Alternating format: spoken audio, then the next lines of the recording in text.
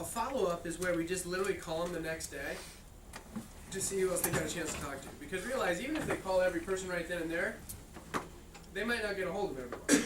Or they might not have time to call every person on the list right then and there. And that can obviously happen too.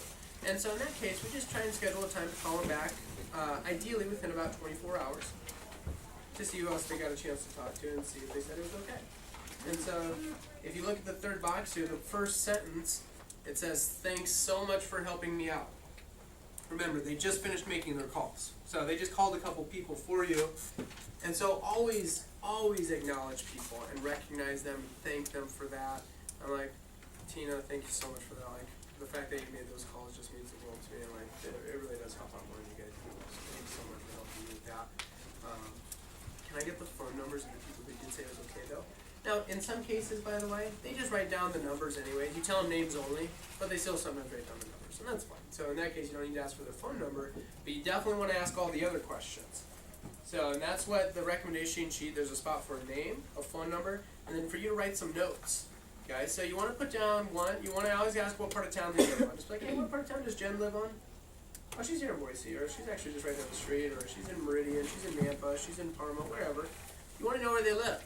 You want to know exactly where they live, because when you're scheduling your appointments, it's going to help you a lot to know where they live versus, you don't want to be the star rep. I was the star rep when I first started, meaning I would do an appointment here, and then I would do another appointment all the way across town later on that day, and then I'd go over here and do an appointment, then I'd go over here and do an appointment, then I'd go over here and do an appointment, then I'd come back over here. And unfortunately, it actually was like 3, not 5, because they were so far apart. And it was just literally because I didn't pay attention. I didn't ask. And so a lot of time I'd be setting up the appointment, and I'd be like, so you can do 2 o'clock? They're like, yeah. I'm like, all right. And so, like, where do you guys live? And they're like, oh, we're out in Rathdrum. Like, literally it was like, all right. I get out there. And literally, had I known that, it's not that I wouldn't have done it. I just would have probably scheduled it at a different time, not in between, like, 2 Coeur d'Alene appointments. And so it just helps you to know where they live before you call and set up those appointments. So always find out where they live, and you always want to know what the relationship is. And just like, hey, and how do you know them again? Like, oh, that's my sister. Or that's just a gal I work with. Or that's just a family from church that we know. Or that's our next door neighbor. I like to know the relationship, and that helps when you call them. And this will make more sense in advanced training, but if I know the relationship, it helps if I can just be like, hey, this is James. I just followed up on that call from your friend Beth. How are you? And they're like, oh yeah, I'm doing good. Versus like, hey, I was following up on that. Let's say if I'm calling a sister, I'm like, yeah, I'm following up on that call from your friend Beth, and they're like, my sister? Oh, is Beth your sister? Yeah. Oh, I didn't even know. It's not as personal. It's not like they're upset, but it's just not as personal. If I act like I already know a little bit about them, it just helps. It sometimes helps me build conversation if I know they're coworkers. I'm like, yeah, by the way, you work in St. Luke's with, Mary too? She said that's where she knew it. Yeah, actually I work over in radiology. And then all of a sudden it just like opens up conversation just because I knew the connection. And then also, it's always good to know who's married and who's not. Now, if they write down like John and, Mary, I know that they're probably a couple. If they just put down, Tina, I'll sometimes just ask them, like, hey, is Tina married by chance? And if they say yes, I'm like, all right, what is her husband's name, just in case he answers? Oh, yeah, it's Rick. Okay, cool. And again, it's like, hey, is Tina married by chance? And it's like, no, she's single. I'm like, oh, okay. And then, what about Jen? Is she married by chance? And then it's just, don't make it a big deal. If they're like, no, she's single. It's like, oh, really? It's like, don't. I'm very unemotional. I want to know. Now, in reality, I'm going to be targeting my married couples always. That's always who I'm going to be targeting, and that's the best use of my time. Quality is way better than quantity in terms of like the leads you get, the sales you get, everything. So you want to know who's married, who's not. And then the last thing is it just said, would it be okay for me to contact the dog just to see who else you reach? And I'm like, yeah, sure. And then just find out a good time. It's like, all right, hey, when would be a good time to reach you? I don't know, tomorrow's Saturday. Well, I'm out for 4. Why don't you call us around 5 or 6? All right. Well, here, would it be cool if I call you at 5:30 then? Sure. And then you put their name, their phone number, and the follow-up date and time. and their email. I would encourage you to get the email, and that will make more sense in advanced training. Get the emails. And a lot of time I already had it on the order form, and so I don't necessarily need to ask it again because I'll just put it on here. But I do want to know the email address, and then the follow-up date and time. Okay. Now,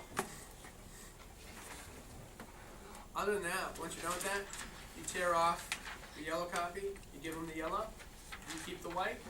That way they have a copy, you have a copy, and so when you call them the next day, you can literally just like go through the list together. You don't have to rewrite everything over again. And they don't like not forget who they had. You can just go through it with them. It says tear off the top and give it to the customer. I know it does. I would recommend keeping the white copy, and the reason being, a lot of time with the carbon copies, like when like things push on them, they start getting black marks all over them. And after a long time of being in my leads binder, they look like garbage. And so I would rather give it to the customer who's probably going to throw it away in like 3 days anyways, Right. and me keep the good one. So I would keep the white copy. Alright. So that's it. Any question on that? Yeah, widows, do those count as married still, or? No, they're not married. There's no other spouse there, so no.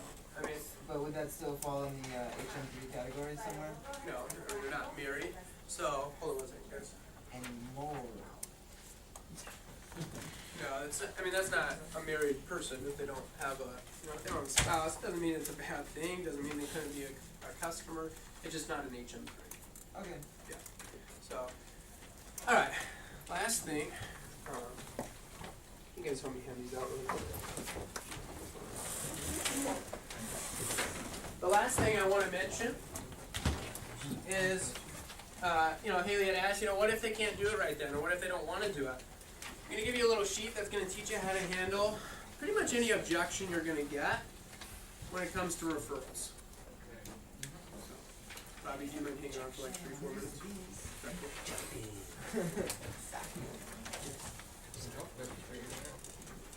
Alright, so if you do get an objection, it's going to be one of these right here.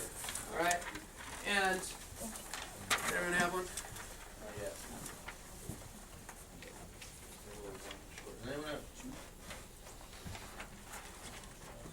Alright, so it says, if they're like, no, I don't think any of my friends would probably be interested in doing something like this.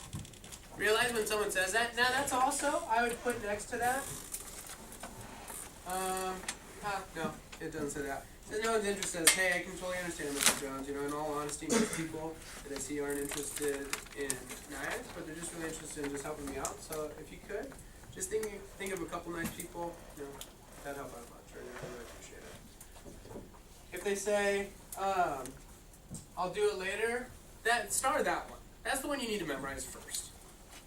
That's the one you hear, like, if they're going to give you an objection, 90% of the time, they're like, yeah, you know what, James, I can totally do this. Do you mind if I, try and think of some of these people later and, just call me in a couple days and I'll see what I can come up with? That's like 90% of the time. If you're going to get an objection, that's what it is. They're like, yeah, totally, I'll totally do that. Let me try and think of some people, or I'll see some people at church on Sunday. I'll talk to some people for you, and you can call me on Monday and I'll see who I can come up with. Or I'll see some people at work on Monday. Or I was going to start making dinner right now, so why don't you call me tomorrow and I'll see who I can think of. That's what you hear most of the time. So this is the most important one for you to get comfortable responding with. And just says, hey, I totally understand that. I can definitely follow up with you later. What does it say? Just so you know, I'm going to be cleaning up for the next 5 to 7 minutes anyways. So if you can think of, or if you could call even just 2 people right now, we can worry about all the rest later. That would just really help me out. That'd help out more than you know. And by the way, you can give them a reason at the very end of that if you want to attach something. Explain how far away you are from your goal the next 2 days. Just like, hey, I totally understand that. I can totally call you on Monday. Just so you know, though, I am going to be clean for like another 5 to 7 minutes anyways. So if you could get in touch with even just 2 people right now, we could worry about all the rest later. The only reason I asked is just because I was originally trying to do 10 appointments this weekend, and right now I've got 6, and so I was really trying to get another 2 appointments in tomorrow if I could. So if you wanted to, you could call real quick, that'd be awesome. Just let them know like the scenario, what's happening. And that that does help. You know, sometimes they're willing to do it, they just don't understand the urgency. And for some of you, you have lots of people you can call. Others, you're trying to get as many in as you can. So if you really get comfortable with that, you might literally be able to get another 4, 5, 6, 7 appointments lined up for this weekend just by getting effective at just handling it. Now, next one that you might come across, they might say, I don't know anyone. They say, I don't know anyone, it just says, hey, I appreciate you thinking of people that would want to buy, but just so you know, or what's inside here? I really don't care if they buy, because I get paid either way. If you could think of even just 2 people that might be nice enough just to take a look, that would really help me out, or that would help out more than that. And then the last one, if they say I don't do that, you know, and this is pretty rare, but you're gonna probably have, I'd say, 10%, maybe 5 to 10% of the people that are out there. They're just kind of sticklers about recommendations, and like literally, guys, they're just not gonna help when it comes to recommendations. Okay, it's like 6 out of 10 people buy. That means 4 don't. But when it comes to referrals, like, you know, I'd say 8 or 9 out of every 10 people will be really cool about helping with referrals. 1 or 2 won't. Okay, and they're just not gonna do it. So don't like stress out. You know, don't beat yourself up if it doesn't happen. But it says I don't do that. It says, no, I understand, Carol. Is it just that you're not comfortable writing people's names and numbers down? And more often than not, that's what it is. Like, yeah, I wouldn't want to do that for my friends. I don't want to just give out their names and numbers. And a lot of times, like, you know, I'd want to talk to them first. And it's like, oh, okay, well, you know, that's totally fine. You know, just so you know, I won't be talking to anyone until you make sure it's okay. And I was just going to have you jot down a few first names, and then I can just check back with you later. And that at least gets that one person who's like, I just don't do that. At least gets them to maybe write down a couple first names of their friends, but they'd at least be willing to ask for you. And by the way, if they at least write down a couple names, you can then at least ask them if they'd be willing to give them a quick call to see if it's okay. So that's pretty much all the main objections you'll ever get when it comes to referrals. The main one you want to get down is, can I do this later? You know, that's the one you hear more often than not. So that's the one you want to get really comfortable with. But any questions on this? Any questions on recommendations at all? Should we ask them to refer people for virtual demos too? Yes, you should. And when I go through the virtual here in a moment, you guys will see how that works. Okay. So when they start calling people, if they have somebody that they're going to call that you know, like isn't married, you should say, oh, why don't we? Nope. I'm not going to hold them back from doing it. Okay. I don't want them to prejudge their friends. You know?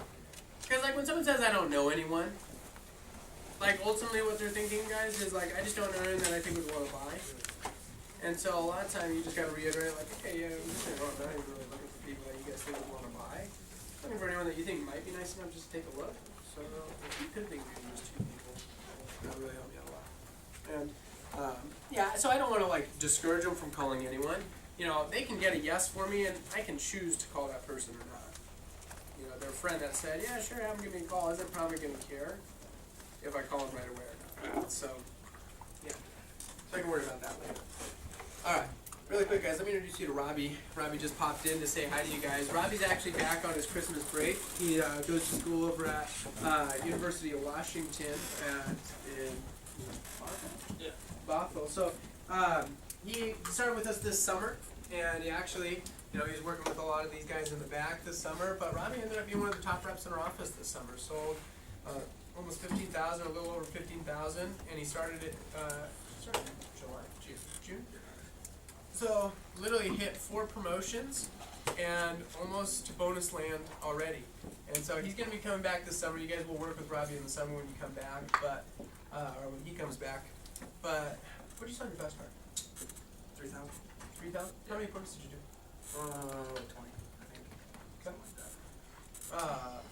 I mean, I guess if you went back to your fast start, would you do the same amount of appointments? What would you do? Probably a lot more, to be honest. What would you, I mean, if you could give a tip to somebody starting out, what do you think some of the biggest things that either helped you this summer or would help somebody get going? Definitely take advantage of your first few days, because that definitely helped me out a lot more, having that fast start competition.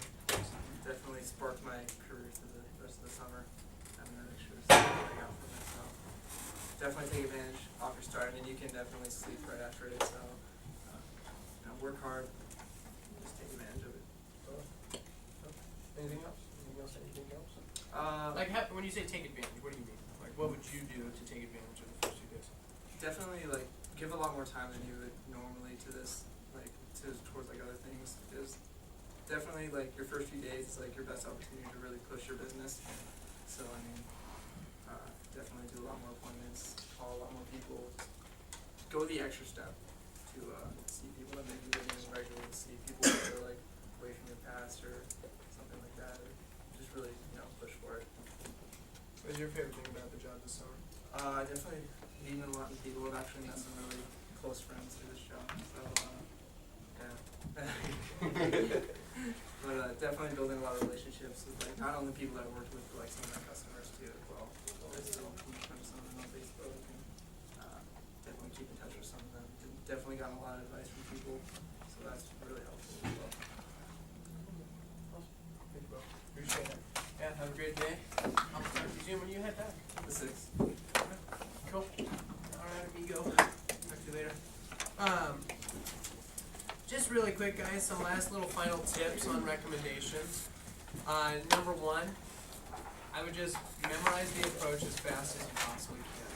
Get it down, get comfortable with it.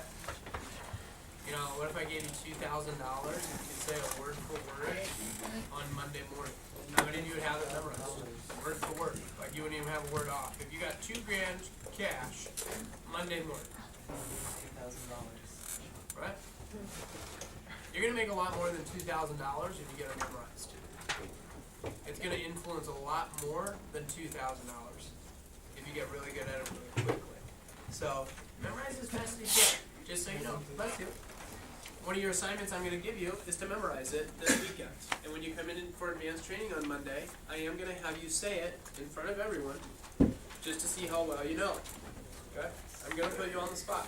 I'm just telling you now, so you know. So when you come in on Monday, own that thing. Just know, like, yeah, I got it. I've got it down. Okay? Get it down. It's one of the single most influential factors of like your first, I wouldn't say your first week, but your second, your third, and your fourth week are influenced heavily by, your ability to get it done really quickly. So work hard on that.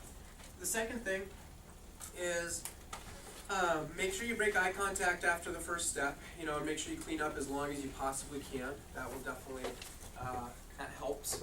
I would also say give them lots of thought joggers. Give them lots of thought joggers. Don't just give them 1 or 2. Give them like 5 to 8 different thought joggers that will help them think of people. Some other things you can do, suggest, Robert, go get some water, please. Suggest they use their address book or a cell phone to help them think of people. This does help a lot. And I very rarely said, hey, you should go use your cell phone to think of people. But what you can suggest is you can be like, what some people do is they'll sometimes use like an address book or a cell phone kind of to think of people sometimes. And it's just a simple suggestion, and like literally 1 out of 4 people will do it. So most people don't.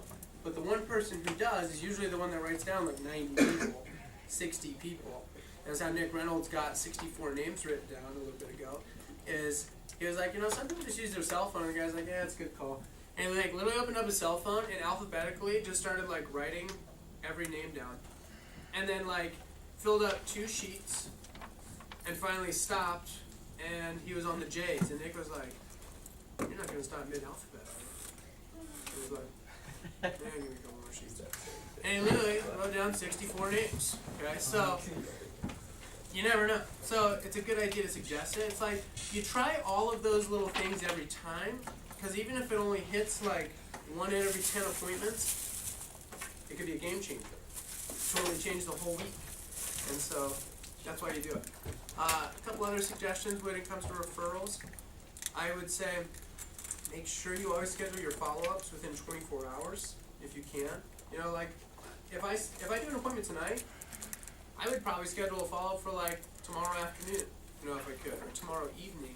If they know they've got 2 or 3 days to work on it, a lot of people procrastinate. And unfortunately, when they procrastinate it for 2 or 3 days, then they space it. They forget about it. And then you call them on like Monday, and they're like, oh my gosh, I totally forgot.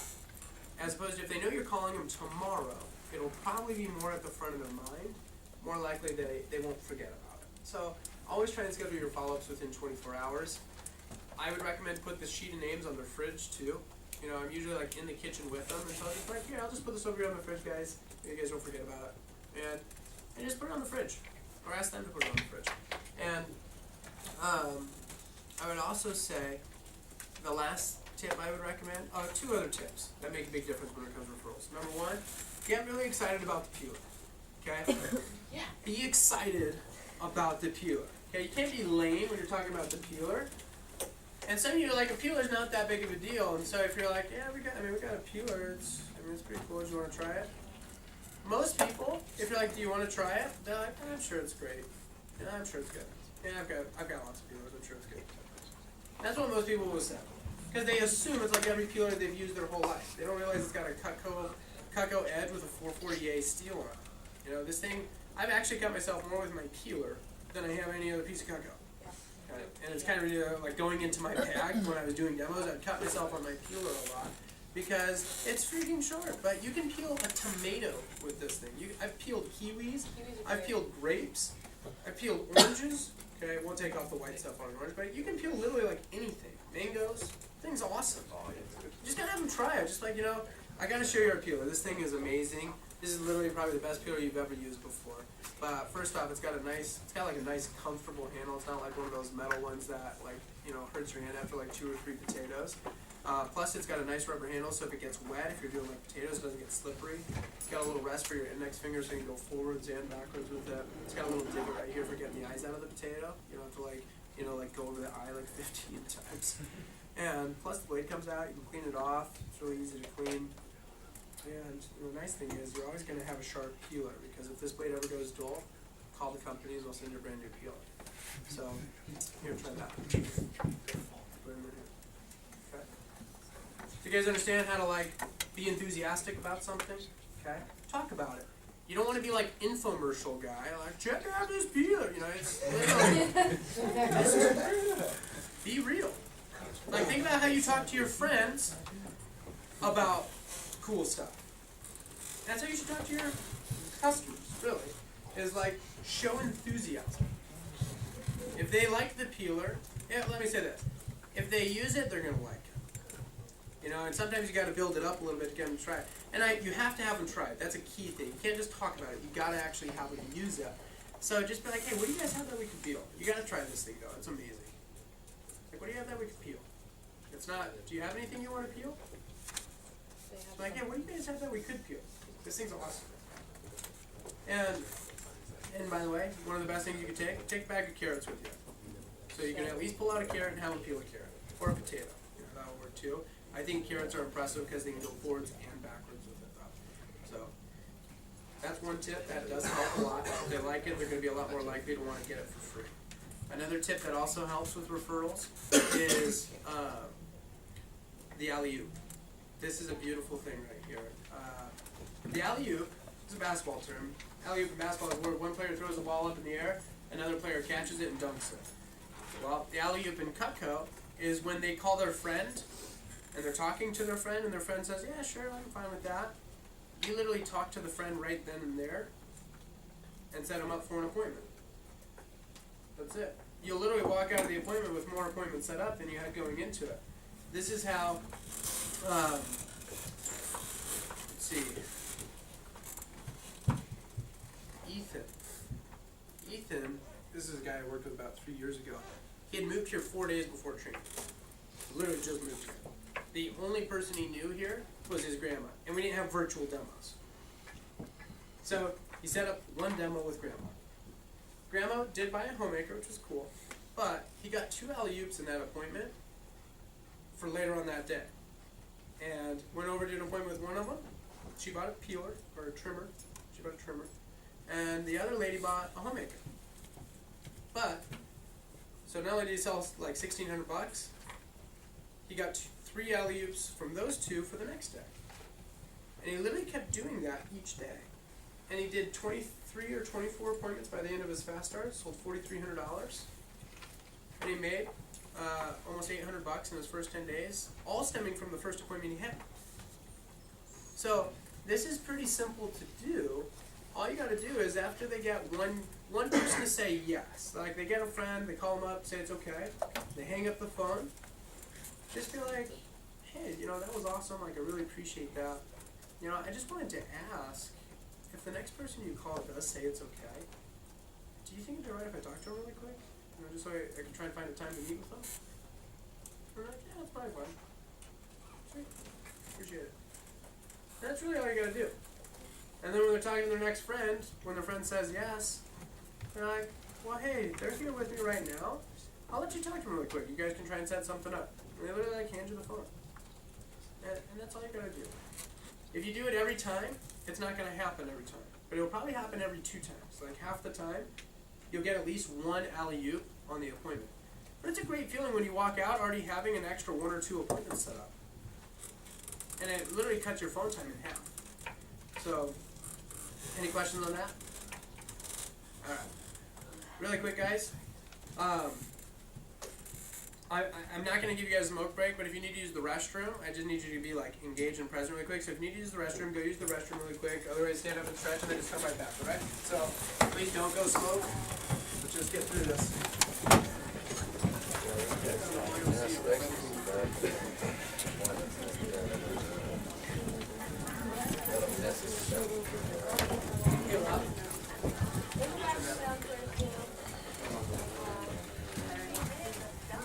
I don't know how to turn this thing off or on. Does that do it? No.